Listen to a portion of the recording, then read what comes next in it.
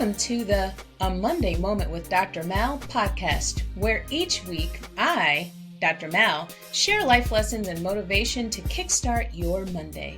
Whether you're starting your day or winding down, join me or me and my future guest for a burst of positivity and a fresh perspective. Let's make Mondays meaningful together. Greetings and happy Monday, everyone. I'm your host, Dr. Mallory D. McCoy, and welcome to this week's episode of A Monday Moment with Dr. Mal. As always, may this broadcast bring you what you need in the present moment.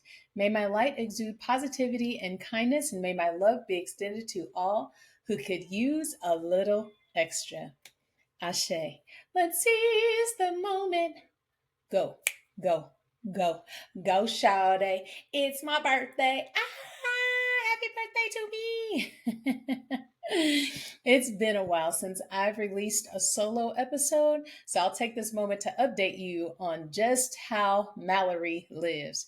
First of all, this episode releases on my 41st solar return, and I'm so blessed. I'm so blessed to have made it to 41. My 40s have been a beautiful chaos so far, and I'm here for it because it's positioning me to move into an even greater chapter of my life. For my last birthday, I made a list of 40 things I wanted to do during my 40th year, and I'm grateful to say that I've completed over half of those things on the list. My life is so abundant, and I look forward to completing the rest of them in this chapter of my life.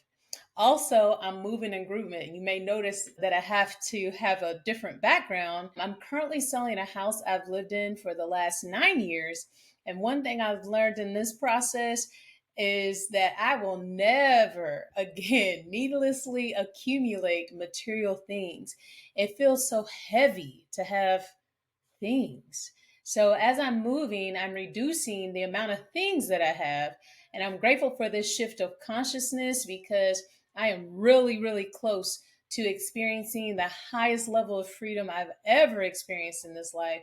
And having so much materialism has kept me from experiencing that level of freedom. So I'm grateful to be free from it all. Good riddance. Whew. So, you know I love me a good definition, and I'm team hashtag facts over feelings, right? Well, in this episode, the facts that I'm dropping are the facts of my life. So before we get straight to it, let me be crystal clear about my intent. I'm leading with the following Zora Neale Hurston quote because it aligns with this episode. She said, "If you are silent about your pain, they will kill you and say you enjoyed it."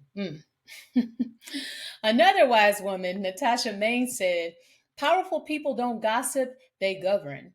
Govern themselves, govern their temple, govern their time, and govern their tongue." So this episode is my governed narrative about my present and my future, since all my help comes from the Most High. And I've been guided to share my truth in alignment with my life purpose to heal others without hurting the ones I've experienced the lessons with.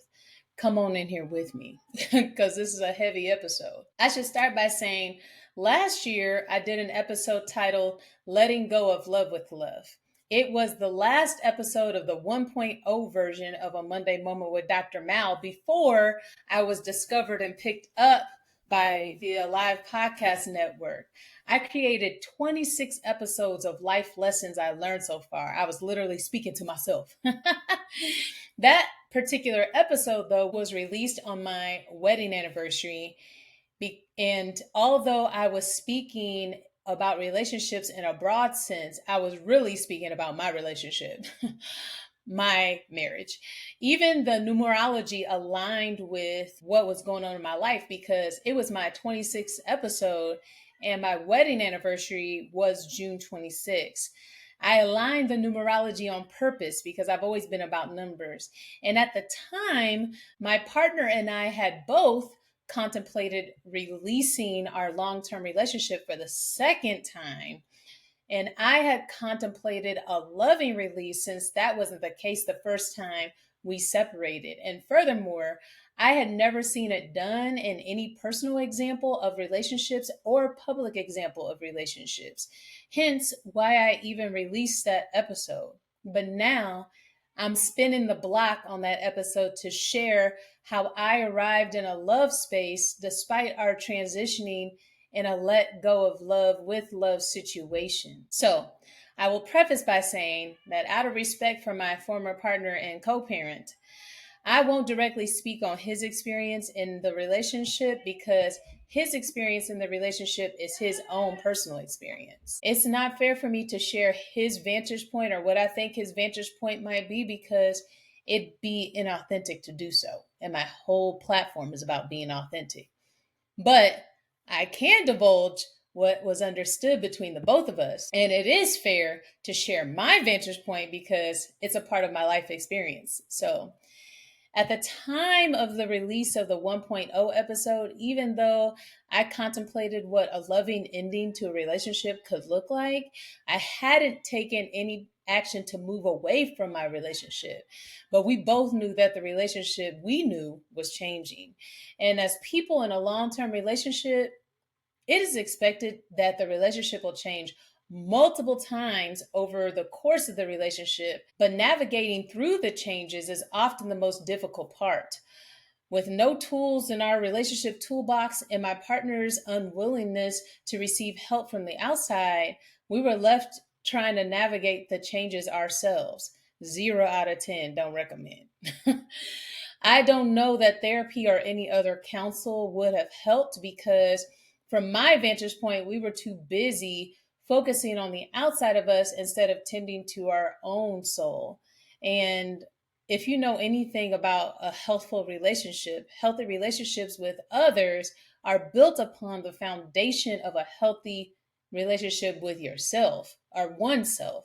And since we were literal babies when we entered our relationship with each other, our foundation was not as solid. I would say it was as solid as Jello. So the first time we formally released the relationship in 2020, we didn't actually release our relationship, which caused a mess and people got hurt, including us.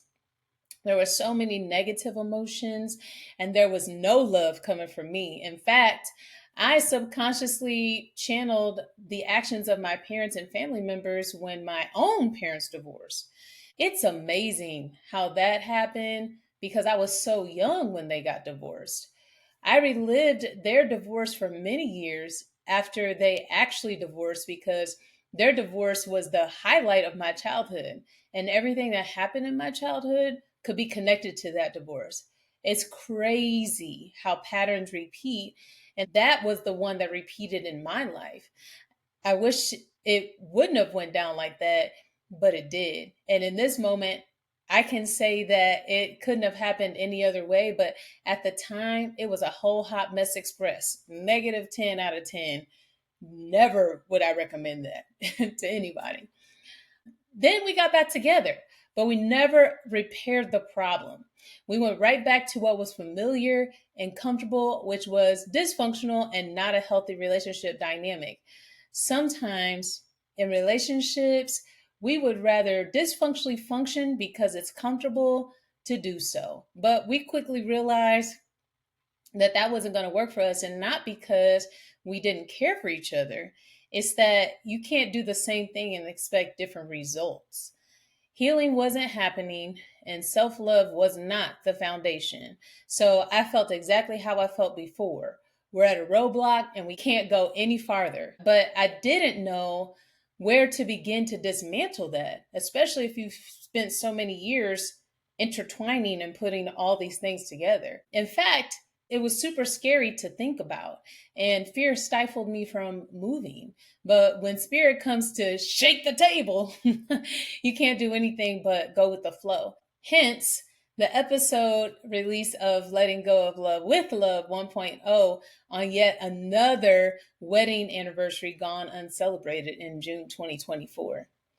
In that episode, I also spoke about how anger is such a natural reaction to the change that ending a relationship can bring to your life, especially if you feel betrayed, hurt, or lied to.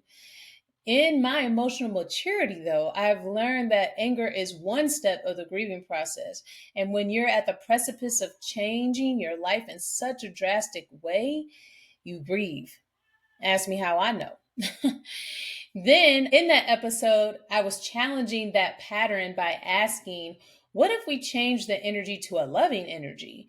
What if we could think beyond our tunnel visioned vantage point and see the 30,000-foot view to gain some perspective on the whole situation? And what if we could recognize that when a relationship ends or someone or something dies outside or inside of you, the pain that we feel is actually love with nowhere to go because the connection has been disrupted. I know you're like, what? But in my ascended self, I've realized none of the small stuff really matters in the bigger scheme of things. It's all a part of a blip in time. However, my ego self was angry, and older versions of myself felt abandonment and rejection. So I had to go through a few stages of anger. And I've gone through a few stages of anger, but I honestly hadn't been aware to the stages. I know that sounds weird, but I was feeling anger without being aware that I was feeling anger, or even how anger felt in my body. And for me, happiness is a default emotion. And I've learned to mask up my emotions for so long. I had to learn how to be okay with expressing my anger. And that comes with being a recovering people pleaser like myself. I've realized that I've dismissed others' actions or even my reaction to others' actions a lot of times when I should have expressed my anger. I also had to grow in awareness of how my body was feeling when I was angry. I wasn't feeling good at all. When I got to that point, I can say that it didn't feel emotionally, somatically, or spiritually good to remain angry, though. My stomach and my heart hurt all the time. Furthermore, since my son and I are energetically connected, it was affecting him for me to be angry. And I couldn't even fake it because when I was angry at home, he was angry at school. So I had to do some work to change my perspective so that I could release at least some of the anger. And I did that by adopting grounding practices. My sound bowls have certainly helped too. The thing is that I don't regret being angry though. And in the past, I would regret being angry and put my feelings aside because I didn't, well, I don't even know why I would put my feelings aside. I used to think that it was not okay to be angry, but now I know it is okay to be angry. It is okay to not be okay. And it is okay to feel those feelings, to walk through what you're feeling, including anger. So, in that episode, the 1.01, I also offered up 5 ways to let go of love with love. And the first step that I suggested was acceptance. Now, in my reflection, I know that that was riddled with ignorance and it was not humanistic at all. And it was not filled with much grace. And you see, acceptance is like the fifth step in the grieving process. And since grieving is a spiral process, you don't accept all parts of a situation at once. You accept different parts of it at different times as you continue to move through the spiral steps of grief. And sometimes the things you accept, you still have big feelings about. And so it's not just a one and done process, it's a continual healing process. So I felt like in saying that, I wasn't being authentic with myself or my audience, you, when I said that. Most of the other steps were rattled off with ease, like they were easy steps to move through, finding gratitude for the relationship, opening your heart to forgiveness, and looking towards the future with confidence. These steps are not easy to move through, especially when there's a swirl of negative feelings. And I'm in that particular storm right now.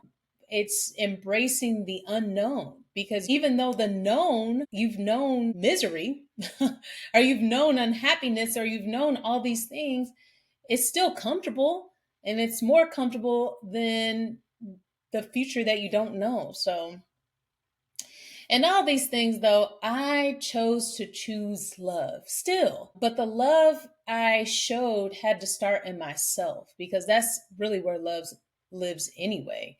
It first starts inside and then it projects away from our spirits and our energy field to others. That is the literal meaning of being love.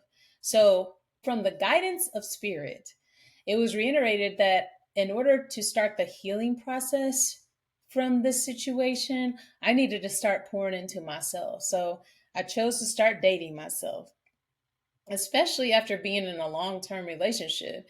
It's important for you to rediscover who you are, what you like to do, and what you want to do with your new future.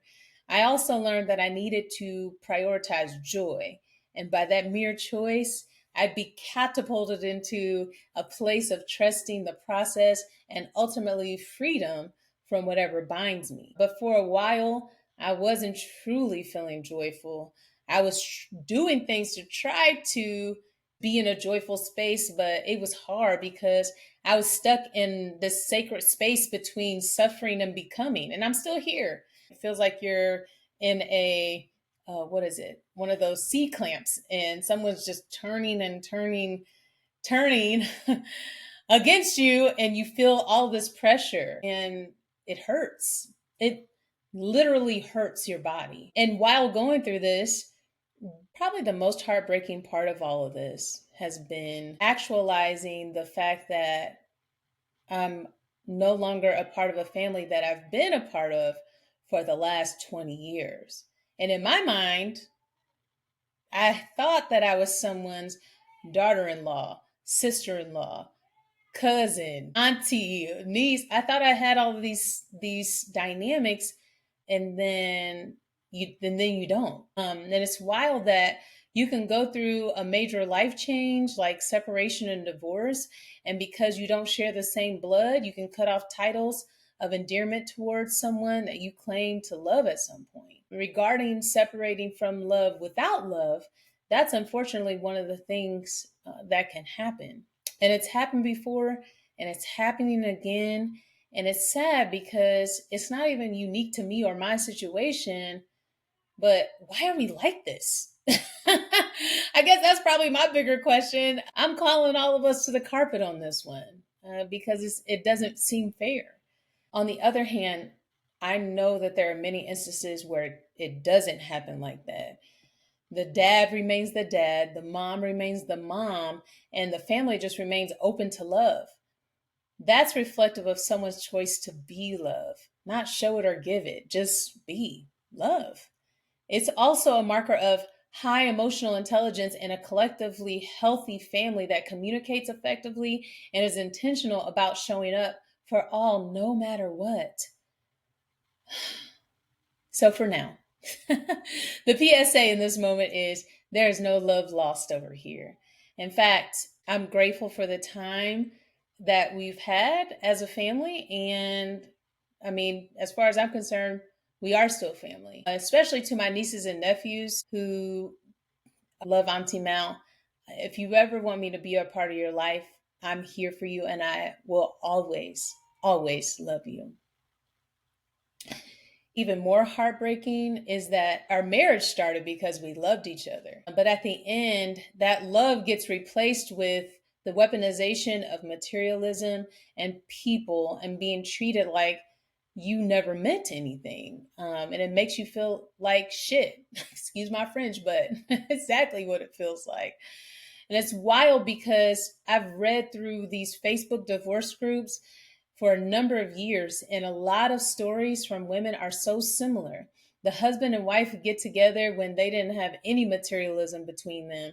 The wife helps the husband accumulate wealth in whatever way that looks like, working alongside the person, putting her dreams and aspirations aside to support that man and whatever he wants to do, have their children, and function as a married single mom because her husband is hands off child rearing. Apparently, a lot of men do this. I blame the patriarchy. And then they get tired of their wife. They don't have the emotional capacity or maturity to work through the issues that they may be having, especially when there's no foundation of faith or trust.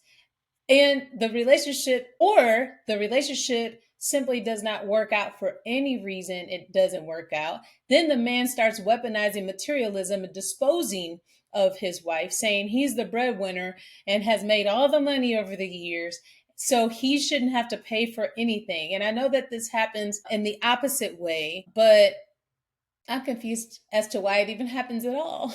If the relationship started in love. In some instances, the men even immediately seek a new relationship or even are already in a relationship with another person before you even know they are.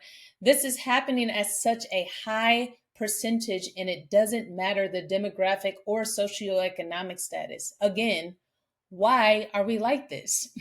You couldn't have paid me $1 million to think that I'd ever be in the situation that I am right now, but here I am. And it's unbelievable at times, and the betrayal that I feel is immense. But in this moment, I'm most grateful for the friends that I've never let into my life when I was living it, stepping up to show me true friendship.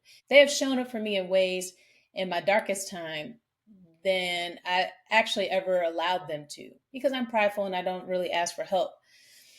When I thought I wasn't supported, they showed me that I've always been supported and I'll never be alone. And I love them so much, and I'm manifesting that I'll be able to repay them for the love and support that they have shown to me in this time, or just simply pay it forward.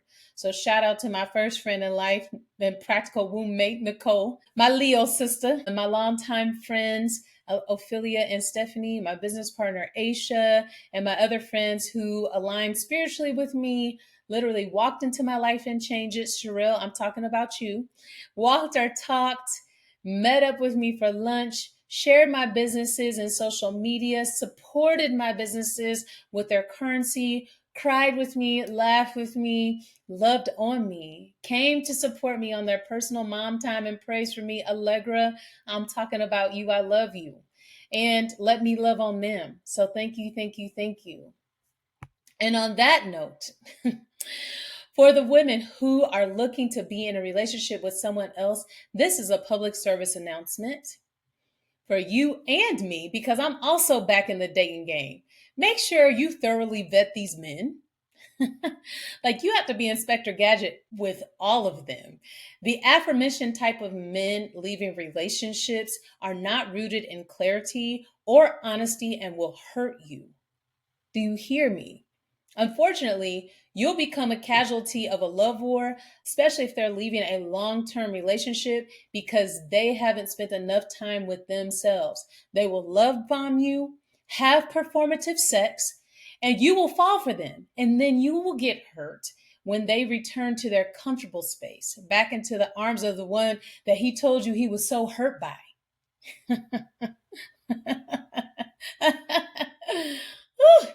Especially if they share children. Especially. Ask me how I know. So, ladies, make sure that man is single, especially if you desire to have a monogamous relationship and want him to be loyal to you, whatever that means. And in the modern age of technology, there are so many ways to do it. But in my recent observation and recent experiences, honestly, I'm learning a lot of women simply don't care. They just want attention and they just want validation from a man. And to that, I say, get some self worth about yourself. Just because he pays attention to you doesn't mean he actually likes you or will choose you or will choose to be with you. If you value yourself and you know you're worthy, you won't worry about a man valuing you or making you feel worthy if he chooses you or not. If he chooses you and values you, that just adds to the value and worth you already feel for yourself. Do the work to heal the younger versions that want attention from any man, regardless of his situation. I used to be you, so I can speak on it loudly. So now I seek to help other women stuck in this version ascend beyond that level of awareness. And at 41, I said what I said. Through my vulnerability. I hope that you're learning something, and I hope that you're not over there suffering in silence like I was. Quickly find your people and community. Quick, go. Find your people. In my intercessions with spirit, in my astrological blueprint analysis, I was told that my life gift is to share my life story. So here I am sharing it. It feels good to release it because, as many have expressed to me frequently, they see me as a light shining brightly. But one thing that I've learned in this process is that stars shine brighter in the dark. And sometimes you have to go through some shit to reveal that you have an even brighter light to shine. And as my good friend Sherelle says, you can only go as far into the light as you've gone into the dark. So today, I proudly stand in my light, unashamed of my situation and growing more and more joyful and confident about it each day, as I know I'm divinely guided and protected. I'm always divinely guided and protected. I can't wait to see where I'm at and what I'm doing, and even a few months from now. I know I'll be reflecting on where I came from and saying, I can't believe I was there. The upgrade to my life is already shaping itself to be so unbelievably incredible, and it matches my perpetual prayer. Divine Creator, show me a life I can't even believe I get to live every day. And all of these things are happening for me and not to me. And they're highly uncomfortable, but I'm flowing through them as best as I can. And for those of you who may be wondering, there's an immense love between my former partner and I, and will continue to be. We've traveled together through many lifetimes and have learned so many lessons from being with each other. I'm grateful for the beautiful life we co created, but now we're at the part of the road, or I should say, past the part of the road where his path goes one way and mine the other. The dismantling and transition to this moment wasn't fun, and it hasn't been gracious. But like I said earlier, it couldn't have happened any other way but how it did. And since we share a soul we co created for the rest of our lives, we'll always be a part of each other's life in some way. So, y'all, may you find it in your soul to hold space for us on our new journey and send all the love and positive vibes our way. So, what's next for me? Well, when I started posting things to Facebook Marketplace, I started receiving welfare text. My answer, I'm okay. We're just moving. The natural question I received after expressing that I'm moving is, well, where are you moving to? And I'm moving, but I'm not staying in the Kansas City area, which is wild because I may have been raised in the St. Louis area, but my whole adult life has been here in Kansas City since 2003. Bling, bling. With that, I've been called to return briefly to the St. Louis area, and my main reason is to heal up some trauma that I left there, that I fled from. And I plan to do that by creating new memories with my son and my family and reconnecting with my family because it's been a while since we connected. So I'm looking forward to that. Returning to St. Louis will also allow for me to create a new blueprint and strengthen my figurative roots. So as I move throughout the world, my figurative tree won't blow over.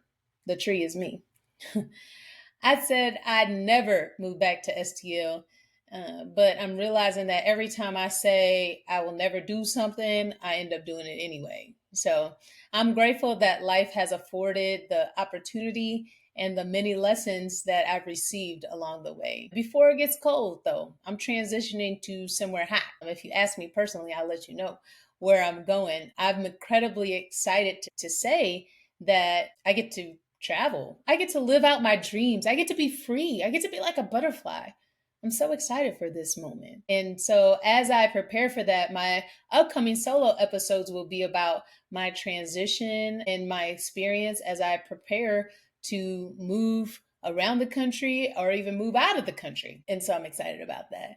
And you may be wondering what's going to happen with Bell's Garden. Well, my business partner and I are super excited about Bell's Garden. The work continues. Bell's Garden was created like a packet of wildflower seeds. You just throw it and then it grows everywhere. And so the work is important everywhere, not just here in Kansas City. So I look forward to not only continuing the work here in Kansas City with Aisha and whoever else we bring to our team, but also taking Bell's Garden everywhere I go. I also should let you know, my dedicated fans, I'm also moving to a 2 podcast episode model per month. I have consistently produced episodes week after week after week since December 2023. And I absolutely love sharing other people's stories, and I still love sharing mine. So I'm going to continue to podcast. Every time I want to quit, something pulls me back into it. So I'm grateful to have this as a platform. Shout out to my streaming home, the Alive Podcast Network, for being my home. I'm continually honored to be a part of the first Black-owned, woman-owned podcast network.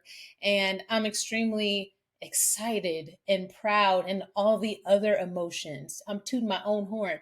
I get to be a speaker at the first Alive Podcast Network podcast summit entitled Alive in 25. It will be held in Long Beach, California in November. I'm presenting a workshop I created entitled Edit Like a Pro with Riverside, bringing your podcast vision to life. This summit will also be a part of the 10-year anniversary of Wonder Tech Fest, which is an organization that supports women in tech. So can't wait to make connections there. And now it's officially the Los Angeles and Southwest U.S. regional host for the Startup World Cup, which is powered by Pegasus Tech Ventures, the world's largest and most prestigious startup pitch competition. So I'm really excited to see just how people are pitching at a higher level, because once an entrepreneur, always entrepreneur. I'm an entrepreneur till the day I die. So here we go. And I'm excited to make connections.